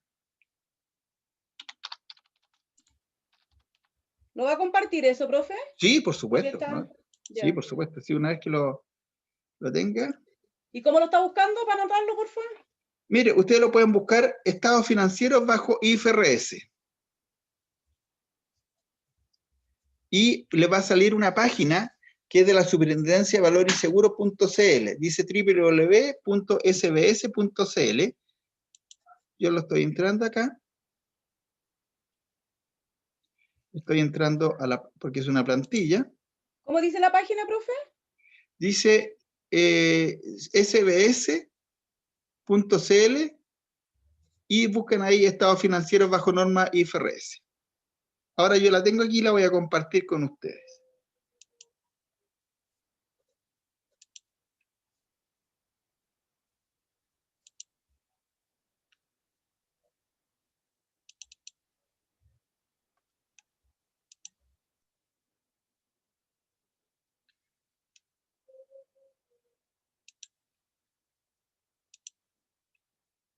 Ya.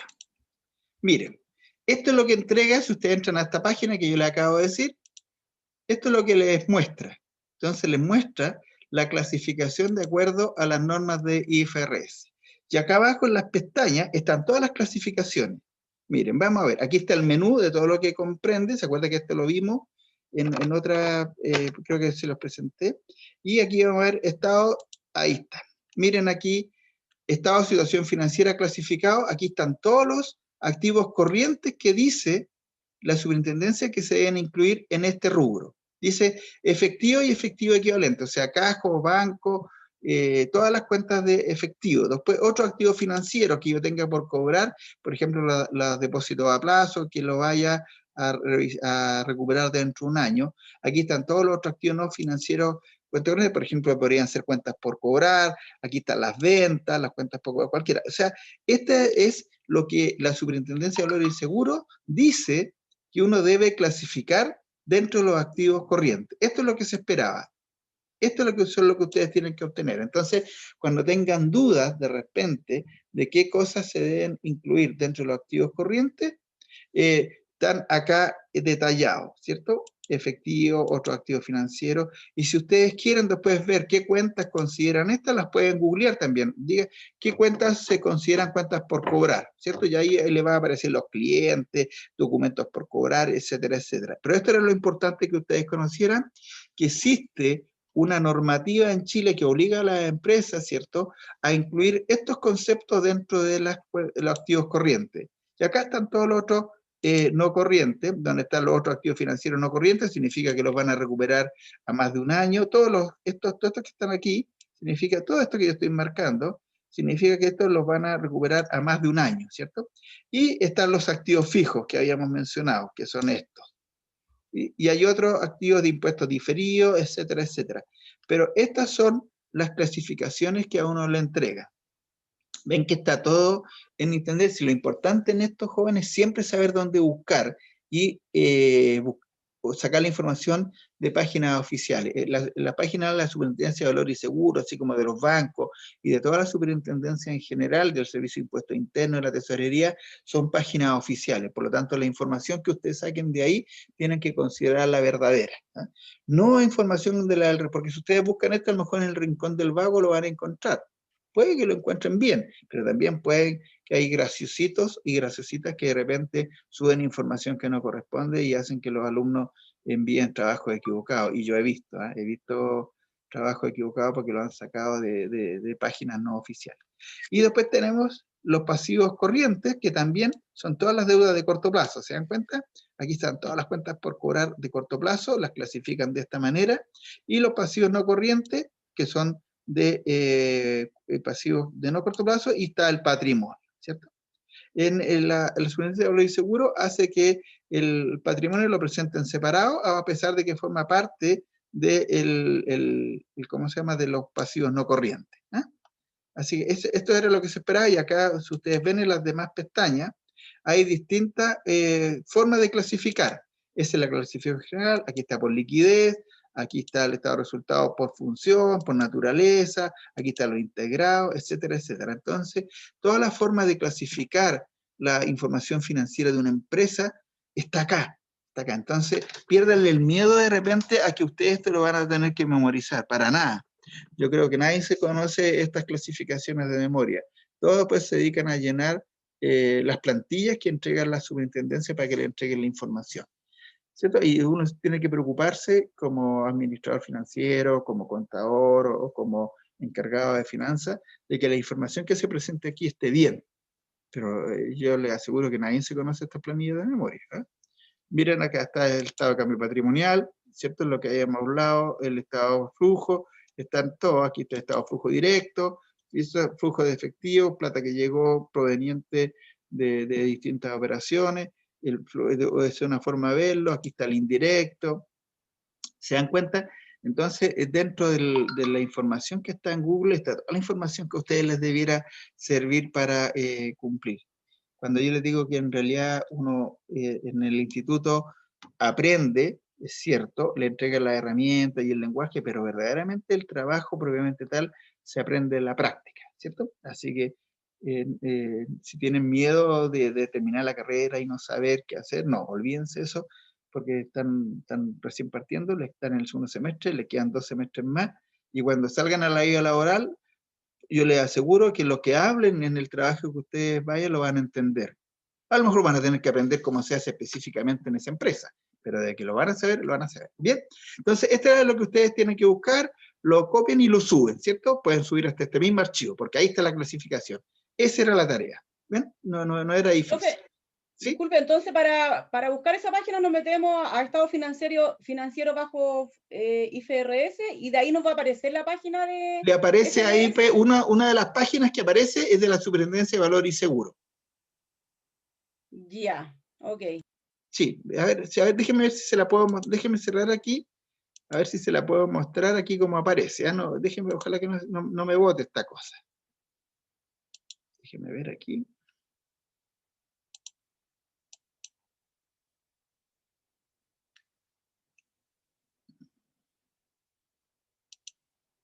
Déjeme ver aquí. Ya, mire, cuando yo escribí arriba clasificación cuenta IFRS, ¿se da cuenta? ¿Lo vio? ¿Sí, profe? Ya, abajo dice estado financiero bajo IFRS, y ahí está, Superintendencia de Valor y Seguros.cl. Esa es la que usted tiene que seleccionar. Ya, profe, perfecto. Claro, entonces aquí, mire, se da cuenta, hay una, dice monografía, que no son confiables porque son monografías. Aquí hay una de la Universidad de Chile, pero imparte normas, y lo que estamos buscando nosotros es la clasificación, porque lo que se pedía era el detalle de las cuentas que componen cada uno de los rubros, y aquí está, ¿cierto? Entonces, cuando ustedes tengan dudas de lo que se está preguntando o de lo que se está estudiando, piérdenle el miedo a la búsqueda en internet.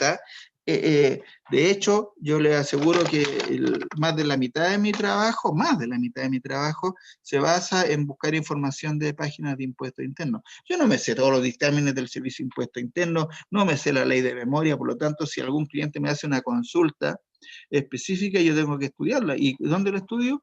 Buscando los dictámenes o las resoluciones del Servicio de Impuestos Internos en internet. Hace más de 10 años atrás, 20 años atrás, cuando a un cliente le hacía una consulta, era terrible, porque había que ir a consultar los manuales. No sé si ustedes alcanzaron a ver los manuales de consulta tributaria, que uno se lo compraba a la Asociación de Funcionarios del Servicio de Impuestos Internos. Yo tenía un estante, parecido a los que tengo acá atrás mío, lleno de ¿cómo se llama? Llenos de libros y de ¿cómo se llama? De manuales del Servicio de Impuestos Internos. En cambio ahora, cuando sale alguno, yo lo tengo en archivo, lo grabo y lo tengo ahí de consulta, pero a veces ni siquiera lo grabo, porque sé que cuando lo necesite lo puedo buscar y lo voy a encontrar, ¿sí? Ya, entonces tenemos lista ya la tarea y ahora nos vamos a ir a ver los cuestionarios. Vamos a cerrar esto. Después vamos a compartir. Déjenme ver. Ya, vamos a ir a ver lo otro. Cuestionario número 1. Creo que esto era el cuestionario, ¿cierto? Habilitar edición. Sí, ese es, profe. Este es, muy bien. Vamos a contestarlo. Primera pregunta. Esta ojalá la puedan contestar ustedes y lo vamos a hacer entre todos.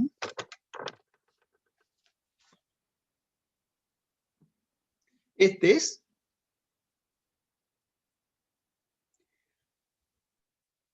Yo tengo otro cuestionario. No, este no es, pues este no es. No, este no es nada, el otro, el que dice cuál es la diferencia entre el análisis cuantitativo y el análisis Sí, cualitativo. no, es que no sé por qué se abrió este. Ese que corresponde incluso a otro curso. Déjeme ver. Voy a abrirlo directamente acá. No sé por qué se abrió ese, fíjese. Sí, me extrañó, dije yo, pero ¿cómo? Vamos a verlo directamente aquí en la página. Déjeme ver. Aquí está. Cuestionario número 1, porque es un cuestionario nomás, ¿cierto? Sí. Sí, profe.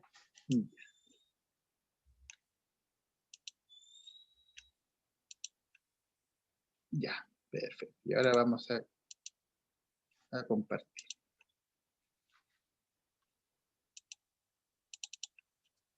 Aquí sí. Ese sí, pues, profe. Perfecto, este sí que es. Ya, el otro era...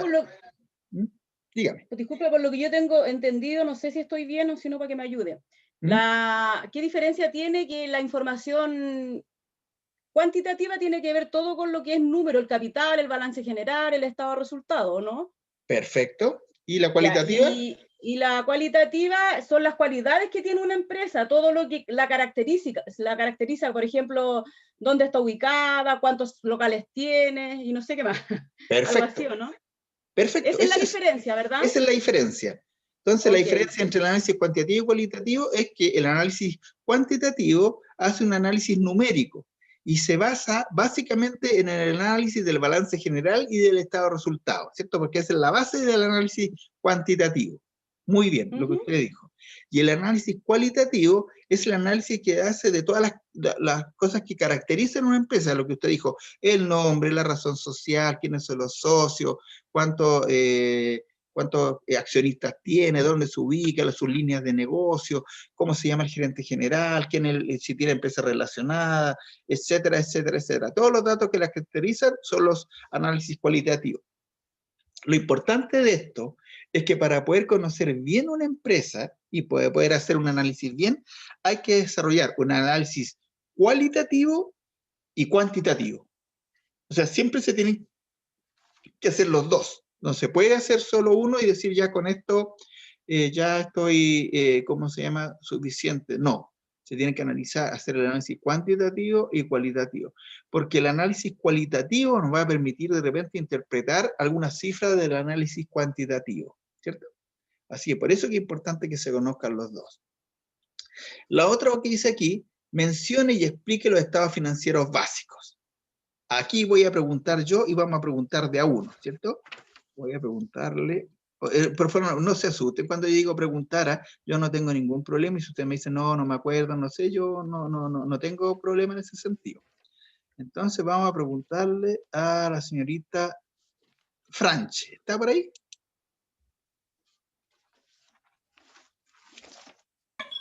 Dígame, profe. Ya. Mire, nómbreme un estado financiero básico.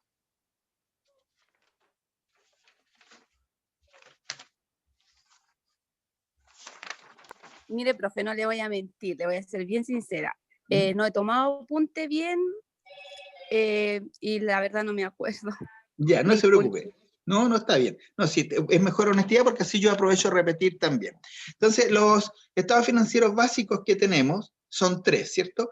El balance general, el estado de resultados, son 4, perdón, balance general, estado de resultados, estado de variaciones patrimoniales y estado de flujo de efectivo. Esos son los 4 estados financieros básicos. El balance Perdón, ¿cuál general, dijo que era el tercero? se ¿Lo lo puedes repito de repetir, nuevo, porfa? el balance Por favor. general, ¿Sí?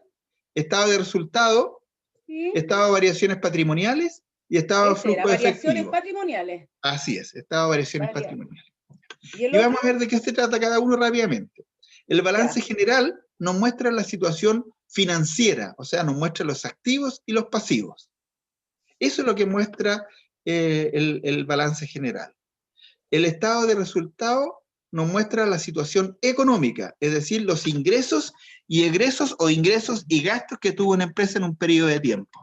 Entonces tengo balance general, la situación financiera, porque nos muestra los activos y pasivos, y el estado de resultado nos muestra la situación económica, porque nos muestra los ingresos y los egresos, ¿cierto?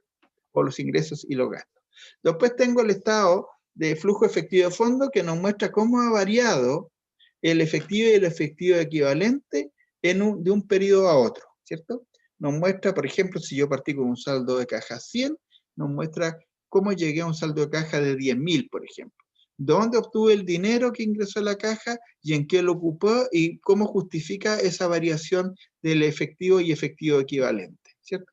Entonces ahí distinguíamos distintos tipos de variaciones, decíamos que eran variaciones de operación, inversión y de financiamiento. Profe, Pero eso disculpe, era eso perdón, lo de las variaciones esa, ¿no están en la PPT? ¿Dónde lo vimos? Eso yo no lo recuerdo.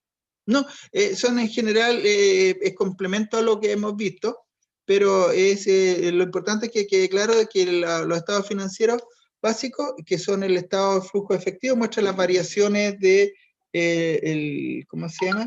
Del efectivo en un periodo de tiempo. Eso es lo importante. Y el estado de variación patrimonial muestra las variaciones del patrimonio en un periodo de tiempo. Nada más que eso es el concepto que tiene que quedar, y más adelante seguramente van a practicar construyendo algunos. No en este curso, pero sí en otros cursos, porque pero ustedes acuérdense que están en el segundo semestre, les quedan varios ramos todavía de complemento. Y lo otro que es importante, dice, ¿cuál es la diferencia entre un balance tributario y un balance según norma IFRS? ¿Se acuerdan? ¿Cuál es la diferencia?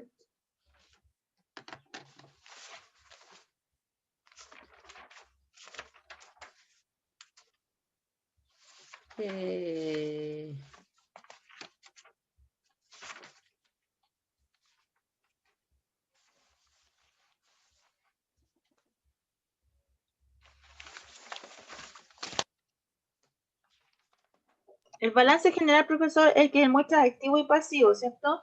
¿Ya? Y el balance tributario es que muestra activo, pasivo, pérdida y ganancia, que se rige por la norma tributaria. Pero esa es la respuesta, muy bien. El balance tributario se prepara en base a la norma tributaria, y el balance en general se prepara bajo las normas financieras. Esa es la diferencia.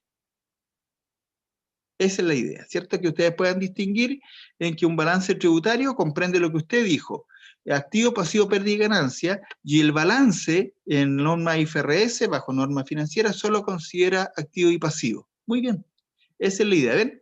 Esa era lo que ustedes tienen que responder, ahora en 4 o 5 líneas, muy rapidito, y lo suben rápidamente. Ya, vamos a ver ahora déjenme ver qué más tengo aquí para que veamos acá. Oiga, profe, ¿lo puedo molestar? Sí, siempre, dígame. ¿Sabe? Quedé igual con la duda con los dos últimos. Cuando dice mencione y explique los estados financieros básicos. El balance general, el estado de resultados lo tengo muy claro, pero los otros dos me quedó la duda, profe. No sé si me puede ayudar. No, veámoslo inmediatamente. Mire, Porfa. el estado de flujo efectivo de fondo es un estado, ¿cierto?, que muestra cómo ha variado el efectivo y el efectivo equivalente de un periodo a otro, ¿cierto? Entonces, ¿de qué se trata esto? Lo voy a tratar de hacer acá en un ejemplo gráfico. Déjeme, voy a abrir una... Gracias, profe. No, encantado, si no se preocupe, si de eso se trata justamente. Déjeme, voy a abrir una cuenta, voy a abrir una cuenta nueva aquí, voy a abrir una página para que se los pueda explicar bien. Ahí tengo un Excel. Entonces vamos a ver acá.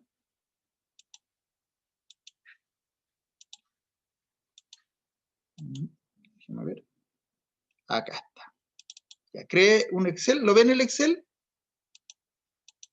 ¿Sí? Sí, profe. Bien. El estado, entonces, estamos hablando el estado flujo efectivo de fondos, ¿cierto? Así lo vamos a desarrollar. Y vamos a suponer que tenemos una cuenta que se llama caja, ¿cierto? Una caja, y esto es al 01 del 01 del 2020. Yo tengo aquí en caja, vamos a poner que tengo 100.000 pesos, ¿cierto?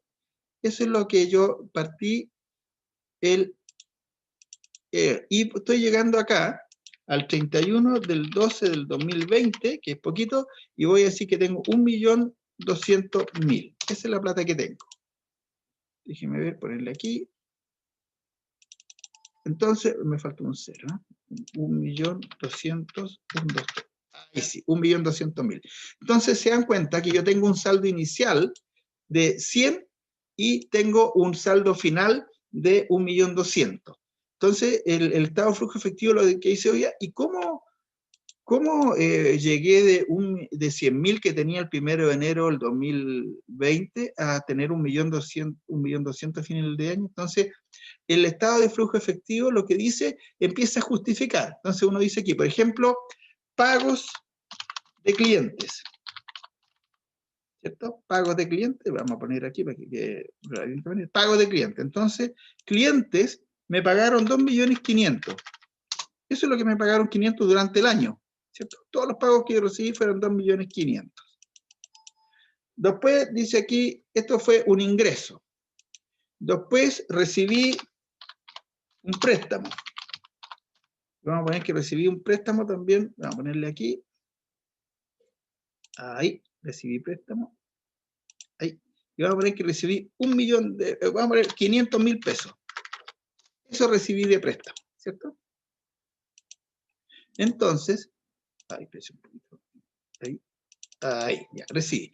Entonces, este es el total de plata que recibí. Tenía 100.000, me llegaron 2.500.000 por pago de clientes y recibí un préstamo por 500.000 pesos, ¿cierto? Eso es lo que yo obtuve. Entonces, vamos a decir ahora que yo lo que hice, pagué proveedores.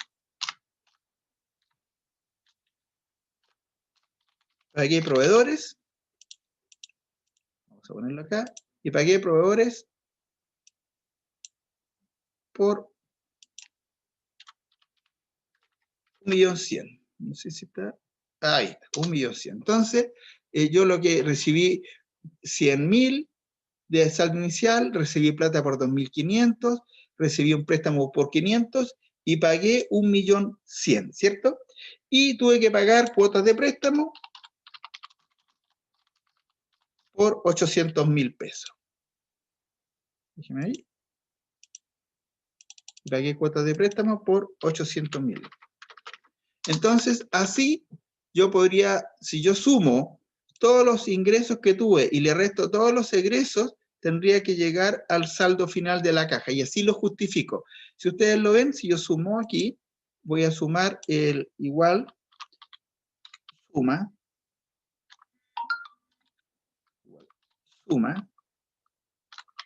desde el saldo inicial hasta el último movimiento, me da 1.200.000. Entonces, si al saldo inicial yo le resto los pagos clientes, los préstamos que recibí, el pago proveedores y el pago costo de préstamos, llego al saldo final. Entonces, yo aquí estoy mostrando cómo partí de 100.000 y llegué a 1.200.000. Este es el estado de flujo efectivo de fondos. Cómo se movió la caja o el efectivo equivalente en este periodo de tiempo, del 1 de enero al 31 de diciembre. Si yo partí con 100.000, recibí pagos de clientes por 2,5 millones, recibí un préstamo por 500.000, pagué a proveedores por 1.100.000 y pagué cuotas de préstamo por 800, ¿cierto? Puede darse un préstamo anterior. Y así puedo justificar cómo llegué de 100 y llegué a 1.200. de saldo. Y aquí el análisis que se hace es de dónde estoy obteniendo yo el dinero para operar. Y aquí está clarito que el dinero para operar lo estoy recibiendo principalmente de los pagos de clientes, o sea, de operación. Para eso sirve este informe, ¿sí? ¿Se entendió más o menos el razonamiento del estado de flujo efectivo de fondos? Ese sí, profe, me faltaría el otro nomás por entender, please. ¿El estado de variaciones patrimoniales? Sí, por favor. ¿Cómo no? Lo vamos a hacer inmediatamente aquí y le vamos a poner estado de variaciones patrimoniales, ¿cierto? Espérense, para verlo bien. Estado de variaciones patrimoniales. Entonces, ¿qué es lo que hace este estado de variaciones patrimoniales? Lo mismo que el anterior. Vamos a decir que tenía un patrimonio al inicio. Vamos a partir con bien detalle. Vamos a decir que tenía un capital el 1 de enero, o sea que es la plata que habían aportado. Capital, escribirlo aquí, capital. Vamos a poner aquí mismo la misma fecha, 01 del 2020. Tengo un capital de 1.500.000. Vamos a decir que eso es lo que tenía de capital al inicio. Ay, aquí me equivoqué. Ahí sí. Ya tenía 1.500.000, tenía unas reservas de utilidad. O sea, vamos a decir que tenía una utilidad por 800.000. Y vamos a ver acá. Ahí. Y ahí. Entonces vamos a decir que el patrimonio total, patrimonio final sería 1.500.000 más 800, ¿cierto? Tenía un patrimonio inicial de 2.300.000 y vamos a llegar acá al 31 de diciembre, 31 del 12 del 2020, porque va a tener un patrimonio total de, vamos a ponerle que es de 1.800.000. Bajó el patrimonio, ¿cierto? Para que no crean ustedes que las variaciones patrimoniales son siempre para los aumentos. Entonces vamos a suponer ahora que él partió con un patrimonio de 2.300.000 y terminó con un patrimonio de 1.800.000, ¿cierto? ¿Qué es lo que puede haber pasado? Entonces, movimientos que tiene. Entonces aquí vamos a poner un aumento, se aumentó en el año por utilidad de ejercicio. O sea, el patrimonio de esta empresa, producto de las utilidades que se produjo en este ejercicio, aumentó el patrimonio. Entonces, eso va aquí a las reservas. Y vamos a decir que aumentó en 150.000 pesos. En ese aumento. Tuvo una utilidad súper baja. Aumentó porque hubo utilidad. Después vamos a decir que hubo un aporte de capital de un socio que lo estaba debiendo y aportó 100.000 pesos. ¿Cierto? Y lo vamos a llevar ahí. Porque hubo un aporte de capital, pues cierto, aportó capital una persona que lo había quedado debiendo y lo tenía ahí y lo aportó. Entonces ahí hubo un aumento de capital. Pero hubo una distribución de utilidades. Se pagaron utilidades a los dueños, ¿cierto? Yo les pagué utilidades porque ellos me dijeron, ¿sabes? Yo quiero rellenarme la plata para la casa, así que les pagué distribución de utilidades. Y yo las pagué con cargo a las reservas, ¿cierto? Entonces, miren lo que pasó acá. Yo partí con 2.300.000, ¿cierto? Que es lo que está aquí. Le agregué 150, por lo tanto me quedaron 2.450.000, y le agregué 100.000, por lo tanto me quedaron 2.550.000. Esto eran los aumentos, 2.550.000, ¿cierto? Pero de eso tuve una distribución de utilidades yo, que se va a calcular, lo tengo que hacer para determinar exactamente, entonces ahí está. Yo distribuí utilidades con cargo por 750.000. Eso es lo que yo distribuí. Entonces, vamos a hacer ahí. Si yo totalizo ahora, voy a tener aquí, al final del ejercicio, voy a tener un capital, vamos a sumar, tengo un capital de 1.000.000 600, las reservas que voy a tener van a ser 200, por lo tanto, si yo sumo el 1.600.000 capital más las reservas, me da el 1.800.000. Y esto normalmente se totaliza acá abajo. Y este es un estado de variación patrimonial. ¿Y cómo se entiende? Mire, el patrimonio varió porque usted partió con 2.300.000, hubo un aumento porque en el ejercicio se generó una utilidad de 150, hubo un aporte capital de un socio que lo debía por 100.000, pero se distribuyeron utilidades por 750 con cargo a las reservas. Por eso es que disminuyó. Entonces, cuando uno totaliza, esto explica haber pasado de 2.300.000 de patrimonio al inicio y haber llegado a 1.800.000 al final, al 31 de diciembre. Entonces, eso se denomina estado de variaciones patrimoniales. Este es el otro estado. ¿Ve? Espero que le haya quedado claro, es un ejemplo muy simple, pero este es el estado que como necesidad de información se necesita saber por qué varió el patrimonio. Y aquí varió significativamente porque los socios retiraron parte de las utilidades, ¿cierto? ¿Le queda más o menos claro ahora? Sí, profe. Ya, qué bueno, porque eso es lo que se tiene que lograr que a ustedes les quede claro. Bien, entonces vamos a dejarlo hasta acá. Vimos toda la materia porque ya no nos queda ningún ejercicio, ¿cierto? Por favor, no se olviden participar en el foro. Basta con que me entreguen un comentario, ¿no? Y el foro, miren lo que dice. El foro es muy simple. El foro dice, déjenme ver.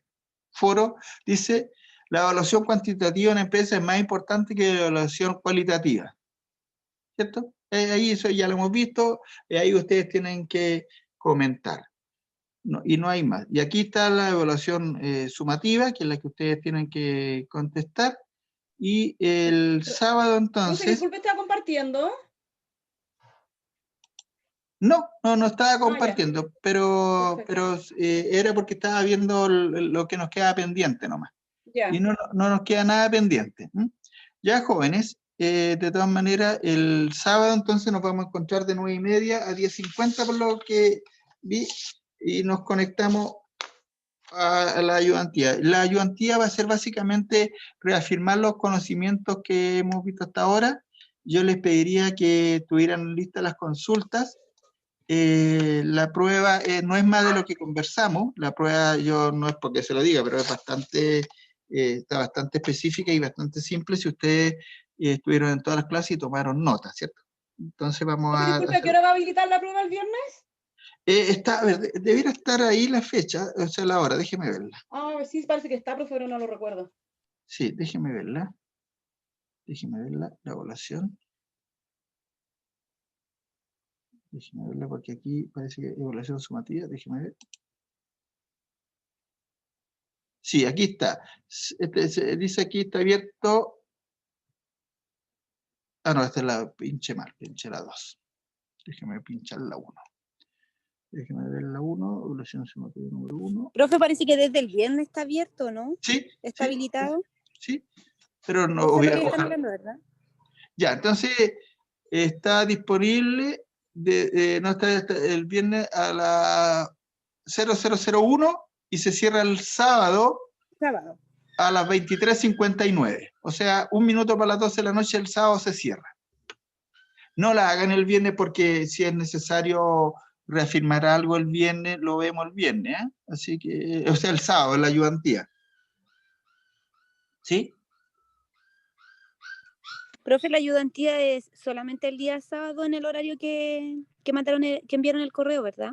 Claro, solamente en ese horario. ¿Y le mandaron un link también de la ayudantía? Sí, sale un link, profe. Ya. Voy a ver inmediatamente el tema ese, voy a llamar al coordinador para que lo veamos. Oiga, Porque, profe, en sí, como usted ya cacha la prueba, en 1 hora cree que la hacemos, ¿cierto? mire, honestamente, si han estudiado la van a hacer en 5 minutos, porque es una prueba de alternativas. Perfecto.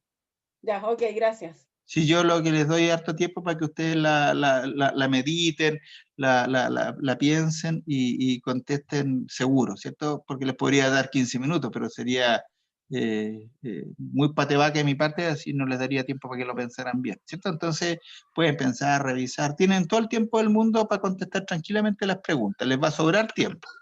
Ya, profe, gracias. De nada. Ya, nos vemos entonces el sábado, que estén muy bien. Buenas Chao, tardes. profe. Gracias. Chao, Chao, profe, gracias. muchas gracias. Chao, profe. Gracias a Cuídese. ustedes. Profe, gracias.